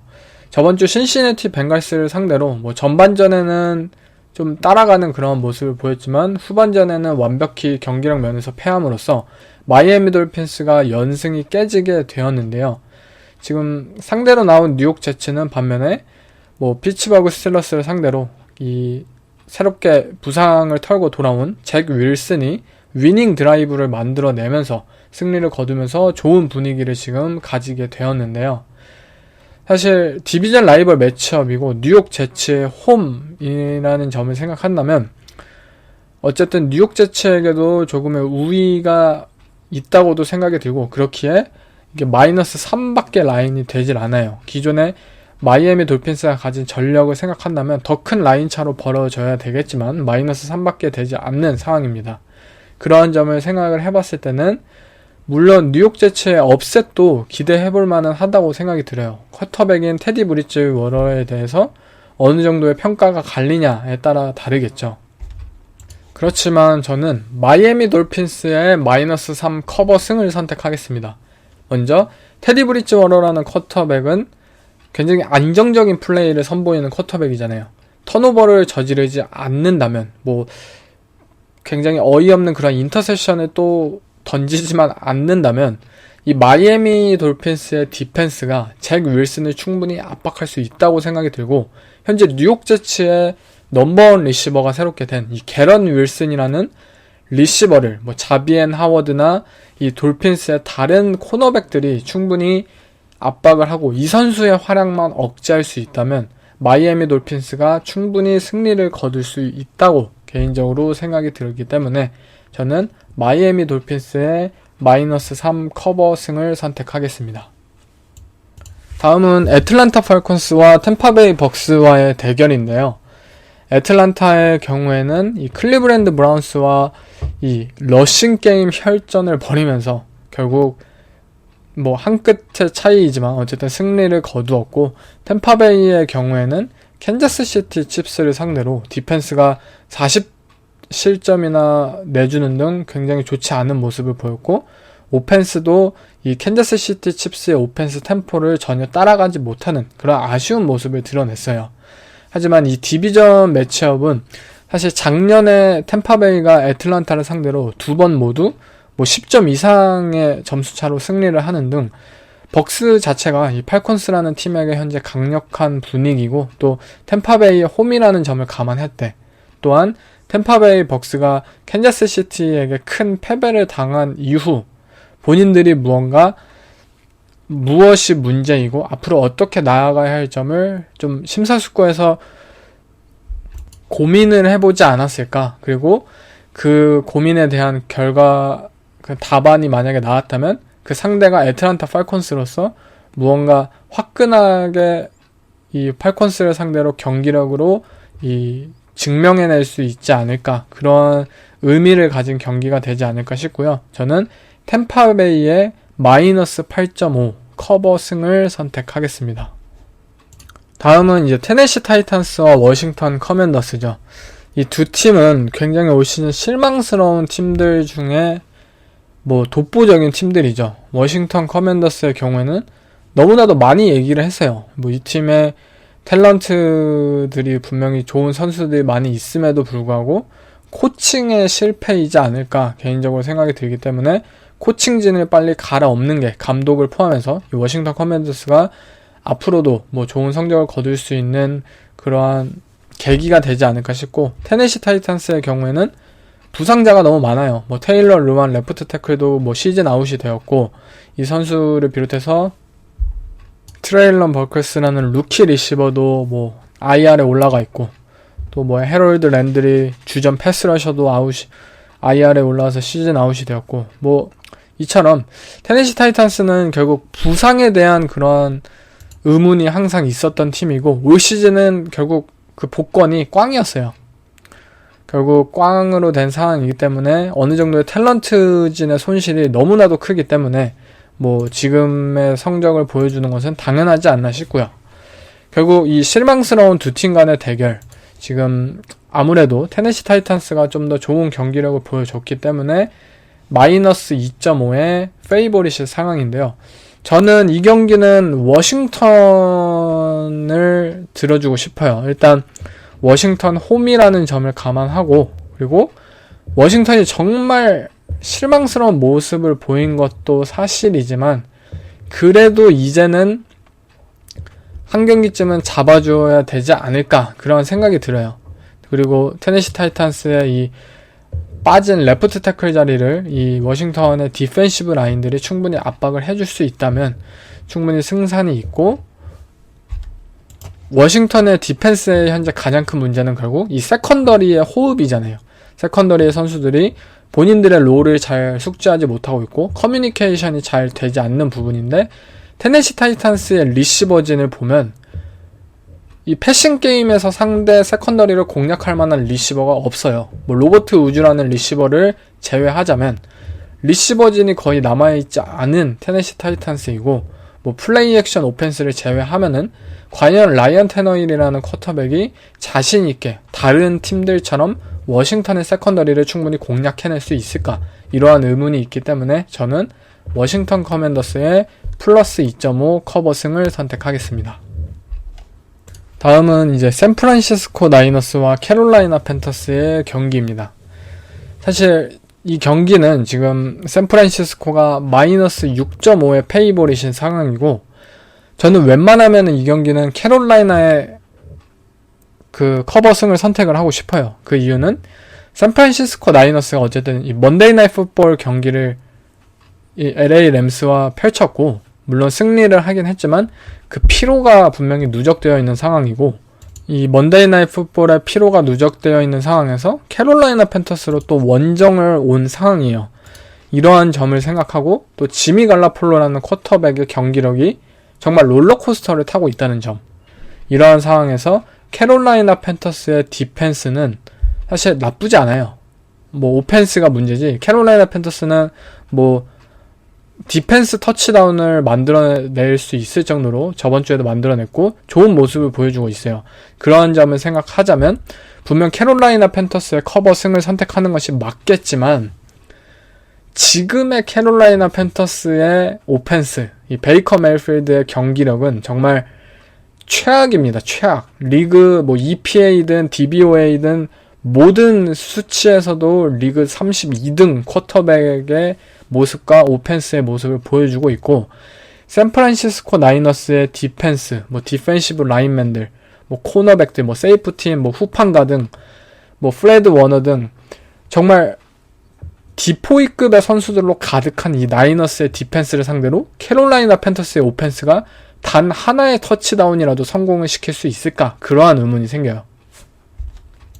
지금 나이너스는 뭐 프레드 워너라는 이 미들 라인베커도 거의 MVP급의 활약을 펼쳐주고 있고, 지금 캐롤라이나 팬터스의 경기력으로는 사실 좀 가망이 없다고 생각이 들기 때문에 저는 샌프란시스코 나이너스의 마이너스 6.5 커버승을 선택을 하고 싶어요.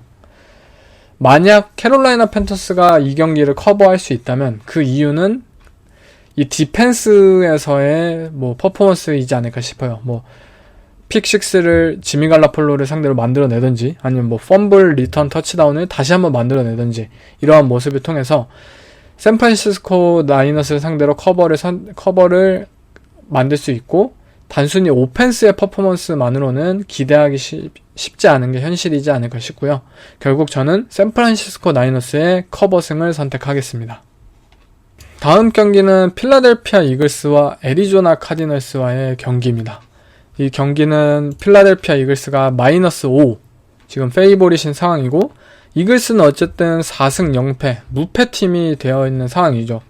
물론 애리조나 카디널스도 작년에는 이 시간에 무패팀이긴 했지만 올 시즌은 뭐 좋지 않은 오펜스 퍼포먼스와 그리고 디펜스 퍼포먼스를 통해서 뭐 좋지 않은 성적을 거두고 있는 상황인데요.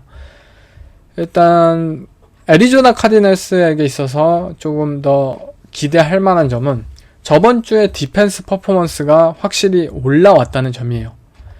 뭐 JJ 왓의 복귀 때문인지는 모르겠지만 어쨌든 뭐 그 영향이 분명히 있겠지만 어쨌든 상대 오펜스를 확실하게 압박할 수 있는 능력이 저번 주에 우리가 다시 한번 확인을 할 수 있었고, 물론 필라델피아 이글스의 오펜시브 라인이 만만치 않은 것은 사실이지만 디펜스에서의 좀 더 분발이 가능하고, 그리고 카일러 머레이가 이끄는 이 오펜스가 이제는 정말 터져줄 때가 되지 않았나. 지금까지 계속 실망스러운 모습만 보여주었기 때문에, 물론 캐롤라이나 팬터스를 상대로도 26대 16이라는 최종 스코어 자체는 좋았지만 경기력 자체는 별로 좋지가 않았잖아요. 그렇기에 카일러 머레이가 이제는 정말 터져줄 때가 되지 않았나. 그리고 필라델피아 이글스도 물론 무패 행진을 계속 이어갈 수 있겠지만 이제는 정말 좀 삐끗할 때가 되지 않았나, 그러한 생각이 있기 때문에 저는 애리조나의 플러스 5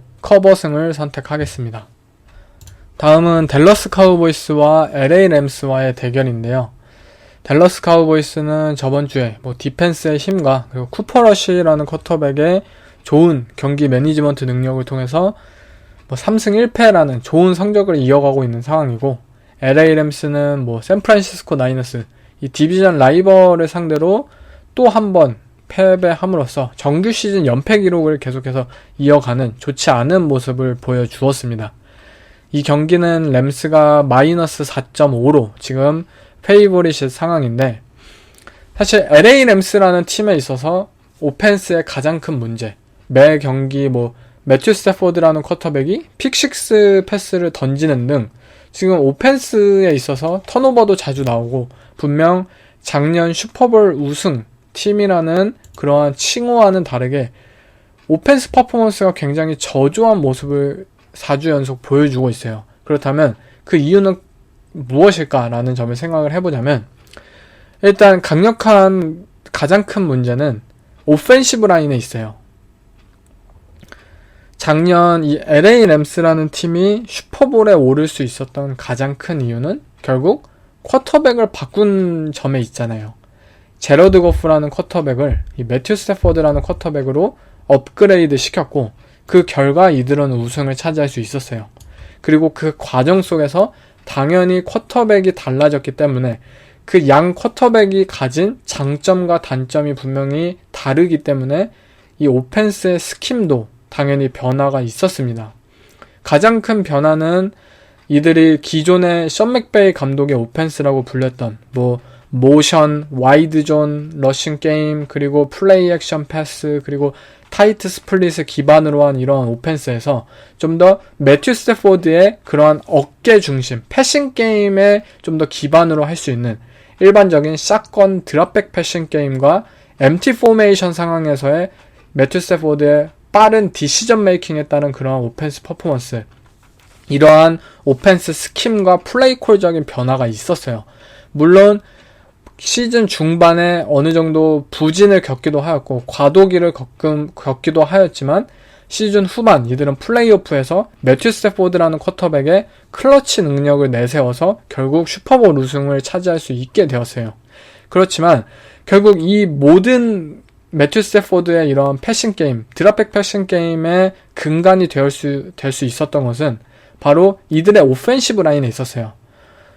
레프트 태클 은퇴하였던 앤드류 윗월스를 비롯해서 램스의 오펜시브 라인맨들이 충분히 매튜 스태포드를 잘 지켜주었고, 매튜 스태포드는 그러한 상황 속에서 커버리지가 잘 충족이 되어서 리시버들이 잘 오픈되지 않은 상황 속에서도 사이드암으로 던지는 등, 아니면 굉장히 던지기 힘든 앵글을 향해서 메이킹을 시키는 등 좋은 그런 패싱 애큐러시를 계속해서 보여주고 디시전을 보여주면서 결국 경기를 뒤집고 위닝 드라이브, 컴백 드라이브를 만드는 데 성공을 했어요. 그런데 지금 LA 램스는 이 양 태클들이 레프트 태클은 은퇴를 하였고, 그 빈자리를 땜빵으로 경험이 없는 다른 선수를 채우는 등 조금 이 과부하가 지금 걸리고 있기 때문에 레프트 태클 자리를 비롯해서 이 오펜시브 라인의 전체적인 호흡이 잘 맞지 않는 모습이고, 이 부분이 결국 LA 램스가 그동안 장점으로 활용할 수 있었던 이 샷건 위주의 드랍백 패싱 게임에 점점 피해가 가면서 이 매튜 스태포드라는 쿼터백 본인도 결국 좀 부담이 가중되고, 그렇기 때문에 좋지 않은 패스와 그런 디시전 메이킹을 뿌리기 시작했고 결국 이것이 뭐 인터셉션 그리고 픽6로 연결이 되어지고 있는 상황이에요. 결국 이 LA 램스라는 팀이 지금 올 시즌 뭐 가지고 있는 문제점 뭐 단순히 OBJ가 없어서가 아니라 그냥 오라인이 좀 부족하기 때문에 이 매튜 스태포드의 강점을 살릴 수 있는 패싱 게임을 현재 보여줄 수 없기 때문에 이러한 오펜스의 문제를 가지고 있지 않나 싶고 이 부분은 바로 러싱 게임으로도 이어지죠. 사실 LA 램스라는 팀이 그동안 가지고 있던 강점은 러싱 게임이었잖아요. 러싱 게임, 뭐 러싱 플레이 디자인 이들은 뭐 모션을 각종 활용하기도 하였고 또 뭐 언더센터 기반으로 해서 뭐 타이트 스플릿을 통해서 뭐 플레이 액션 오펜스 이러한 것들이 강점이었던 팀이었는데 결국 매튜 스태포드의 그런 합류와 함께 좀 더 패싱 게임의 비중을 늘리게 되었고 그만큼 러싱 게임에 있어서 좀 더 쏟는 그런 노력과 그런 활용도가 줄어들었기 때문에 러싱 게임의 그런 비중이 점점 팀 오펜스의 비중에서 작아졌어요. 그러한 점을 생각을 했을 때 패싱 게임에서의 퍼포먼스가 분명히 더 나아져야 하는 상황이고 러싱 게임이 뭐 좋지 않은 것은 뭐 패싱 게임이 좋지 않기 때문에 어쩔 수 없이 포기한 부분이라고 저는 생각이 들어요. 그만큼 LA 램스라는 팀은 현재 오펜스에 있어서 많은 지금 뭐 부진을 겪고 있다고 평가하고 싶고 이 부분을 좀 더 해결하기 위해서는 이들이 작년 시즌 중반에 이 MT 포메이션이라는 오펜스 플레이 콜링을 계속해서 보여줌으로써 어느 정도의 오펜스의 문제를 좀 해결했던 것처럼 뭐 단순히 오펜스 스킴을 통해서 해결을 하려고 노력을 하거나 또는 뭐 오펜시브 라인맨들을 추가적으로 영입이나 뭐 트레이드를 통해서 뎁스를 강화한다든지 아니면 OBJ 같은 그러한 리시버를 추가함으로써 아예 뭐 오펜스 스킬 포지션의 뭐 다양한 다각화를 통해서 좀 더 발전을 꾀한다든지 이러한 모습을 아무래도 보여줘야 될 것 같습니다. 결국 이러한 상황 속에서 댈러스 카우보이스의 디펜스를 상대해야 한다는 사실은 저는 램스에게 있어서 굉장히 힘들지 않을까 싶어요. 일단 댄 퀸 디펜시브 코디네이터는 계속해서 굉장히 좋은 디펜스 뭐 게임 플랜을 들고 오고 있죠. 예전에 뭐 시애틀 시옥스의 코치 출신으로서 뭐 커버 1, 커버 3 스킴을 항상 사용하면서 우리가 알고 있는 뭐 원 하이 커버리지 중심의 디펜스를 보여주었던 댄 퀸 코치는 이제 애틀랜타 팔콘스의 감독에서 해임된 이후 이 코치는 투 하이 커버리지의 장인이 되었어요. 지금 댈러스 카우보이스의 디펜스는 리그에서 투 하이 커버리지를 가장 많이 사용하는 디펜스 중에 하나이고 그만큼 이 코치가 현재 얼마나 다른 변화를 추구하고 본인이 가진 퍼스널에 따라서 다양한 디펜스를 보여줄 수 있는 그러한 능력을 가졌음을 이 댈러스 카우보이스의 올 시즌을 통해서 잘 보여주고 있지 않나 싶어요. 댈러스 카우보이스의 디펜스는 결국 이 마이카 팔슨스라는 뭐 디포이급의 엣지러셔, 라인베커의 활약을 통해서 뭐 다양한 블리츠 컨셉 그리고 이 선수의 유연성을 바탕으로 한 뭐 스턴트나 뭐 트위스트 그러한 디펜시브 라인 테크닉을 통한 그런 압박 거기다 디마커스 로렌스라는 또 다른 엣지러셔가 이번 시즌 완벽히 부활해내는 모습을 보여주면서 이들의 이 프런트 세븐에 의한 엄청난 패스러시 거기다 만약 쿼터백이 잘못된 디시전을 뿌리기라도 한다면 이 트레반 딕스라는 엘리트 코너백은 결국 매 스냅마다 인터세션을 가져올 수 있다는 그러한 부담감을 계속해서 쿼터백에게 주고 있어요. 그렇기에 쿼터백은 나 공을 빨리 던져야 하는데 근데 나 공 좀 잘못 던지면은 바로 인터세션 될 텐데 어떡하지? 이렇게 좀 가불기를 지금 만들고 있는 상황이고 결국 댈러스 카우보이스의 디펜스가 이번 경기에서도 좋지 않은 LA 램스의 오펜시브 라인을 상대로 좋은 모습을 보여줄 수 있고 좋은 디펜스 플랜을 이번에도 댄 퀸 코치가 가져오지 않을까 싶어요. 그렇기에 저는 물론 이 쿠퍼러시의 이러한 연승이 언제까지 이어질지 모르겠어요. 이 3연승을 기록하고 있는데 분명히 깨질 때는 됐죠. 이 쿠퍼러시라는 백업 쿼터백이 분명 본인의 능력 이상의 그런 모습을 보여주고 있는 것도 사실이고 이 디펜스 퍼포먼스에 의한 이러한 연승이 언제까지 이어질지는 잘 모르겠어요. 그렇지만 이 현재의 LA 램스도 분명히 좋지 않은 그러한 모습을 이어가고 있고, 이들의 디펜스와 램스의 오펜스, 이 오펜시브 라인의 미스매치업을 좀 주안을 하자면 저는 댈러스 카우보이스에게도 충분히 승산이 있지 않나 싶고, 결국 댈러스 카우보이스의 플러스 4.5 커버승을 선택하겠습니다. 거기다 램스는 저번 주에 샌프란시스코 나이너스를 상대로 이제 먼데이 나잇 풋볼 원정을 갔다 왔기 때문에 체력적으로도 굉장히 힘들고 시간적으로도 이 댈러스 카우보이스의 이 디펜스 플랜을 확실히 대비할 만한 그런 시간적 여유도 별로 없는 상황이에요. 그렇기 때문에 저는 댈러스 카우보이스의 플러스 4.5 커버를 선택하겠습니다. 다음은 이제 신시내티 벵갈스와 볼티모어 레이븐스의 썬데이 나잇 풋볼 경기인데요. 이 두 팀 간의 이 디비전 라이벌 매치업은 작년 신시내티 벵갈스가 볼티모어를 상대로 2번 연속 이겼어요. 2연승을 거두었고, 그 결과 볼티모어 레이븐스는 플레이오프 진출에 실패. 반면 신시내티 벵갈스는 슈퍼볼 우승에 성공하면서 두 팀의 명암이 갈리는 모습을 보여줬었는데요. 이 경기는 지금 볼티모어가 마이너스 3, 지금 탑독인 상황이에요. 아무래도 신시내티 벵갈스는 오펜시브 라인에 대한 문제를 계속해서 보여주고 있고, 볼티모어 레이븐스는 어쨌든 라마 잭슨이라는 쿼터백이 계속해서 MVP급의 활약을 보여주는 등, 그리고 홈 경기라는 점을 감안했을 때 신시내티 벵갈스가 언더독인 상황인데요.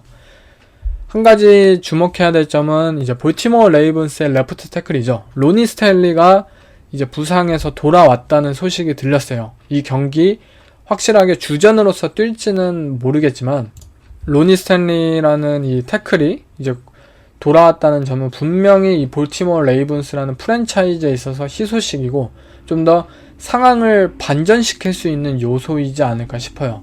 반면에 신시내티 벵갈스도 저번 주 마이애미 돌핀스를 상대로 분명히 좋은 오펜스 퍼포먼스를 선보였습니다. 그런 점을 생각하자면 사실 디비전 라이벌인 만큼 어느 팀 하나의 손을 들어주기는 힘들다고 생각이 드는데, 저는 신시내티 벵갈스의 플러스 3 커버를 선택하겠습니다. 가장 큰 이유는 볼티모어 레이븐스가 잘하는 것, 그것은 바로 변화무쌍한 심프레셔, 존 블리츠 컨셉의 정말 미친, 계속해서 미쳤다고 제가 매주 얘기를 하죠. 그런 미친 디펜스 플레이를 보인다면 결국 조 버로우와 이 신시내티 벵갈스의 오펜스가 할 일은 그냥 티 히긴스, 자말 체이스, 그냥 원온원 뒷볼을 던지는 거예요. 그리고 이들은 이 볼티모어 레이븐스의 세컨더리를 상대로 충분히 만들어내지 않을까 싶어요. 그렇기에 저는 신시내티 벵갈스의 커버승을 선택하겠습니다. 다음은 이제 먼데이 나잇 풋볼 경기도 이제 디비전 라이벌 매치업인데요. 바로 라스베가스 레이더스와 캔자스 시티 칩스와의 경기입니다. 이 경기는 칩스가 마이너스 7, 터치다운 하나의 지금 페이보릿의 상황인데요. 캔자스 시티 칩스는 사실 저번 주 이 템파베이 벅스를 상대로 너무나도 좋은 경기력을 펼쳤고, 그렇기에 이 디비전 라이벌을 상대로 좋은 라인을 현재 받게 되었는데요. 제가 저번 주에 설명했던 것처럼 이 칩스와 앤디 리드 감독은 이 템파베이 벅스의 이 투 하이 커버리지, 주로 템파 2 커버리지를 사용했는데, 이러한 투 하이 커버리지를 상대로 침착하게 러싱을 선택하고 또 RPO, 그런 짧은 패싱 컨셉들을 통해서 야드를 계속해서 따먹는 모습을 보여주었어요. 그렇게 이들은 인내심을 가지고 침착하게 템파베이 벅스의 디펜스를 무너뜨리기 시작했고, 그 결과 빅플레이로도 이어지는 그런 오펜스를 계속해서 보여줄 수 있었습니다. 결국 캔자스 시티 칩스는 타이릭 힐이라는 플레이메이커가 현재 없기 때문에 이들은 오케이, 우리가 플레이메이킹을 노려서 우리가 이러한 선수들이 없기 때문에 디패스나 이런 빅플레이를 매 플레이마다 노리는 것이 아닌 쉬운 플레이들, 드라이브를 지속시킬 수 있는 플레이들 위주로 우리가 플레이를 한다면 그러한 또 장점의 오펜스를 펼칠 수 있다라는 것을 이 템파베이 벅스를 상대로 충분히 배우지 않았나 싶고, 이 경기 라스베가스를 상대로도 그런 모습을 보여줄 것 같아요. 라스베가스 레이더스도 뭐 좋은 디펜스를 현재 보여주고 있는 것은 아니기 때문에 캔자스 시티 칩스도 차분하게 이들은 본인들이 가진 장점을 바탕으로 해서 좋은 오펜스를 그런 퍼포먼스를 이어갈 수 있지 않을까 싶습니다. 물론 레이더스의 경우에도 어쨌든 첫 승을 거두면서 이들은 새롭게 연승을 이어갈 수 있는 좋은 분위기에 있는 것은 사실이지만 결국 캔자스 시티 칩스라는 디비전 라이벌을 상대로 이들이 작년에도 대패를 연속해서 당했고 너무나도 상대가 칩스라는 것이 아쉬운 그런 상황이지 않을까 싶어요. 그렇기에 저는 캔자스 시티 칩스의 -7 커버승을 선택하겠습니다. 네, 이상 5주차 경기들에 대해서 이제 픽을 다 꼽아봤는데요.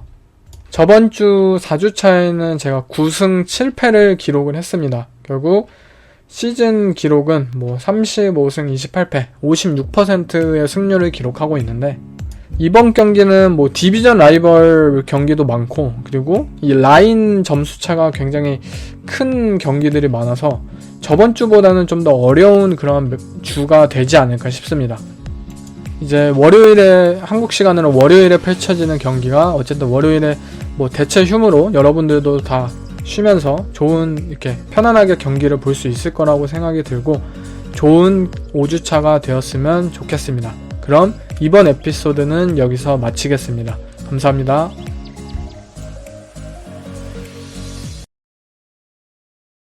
It's truly a reset and a recommitment and a refocus, and you know we go back to work. If you love the Rocky movies, man, we live modern but we train old.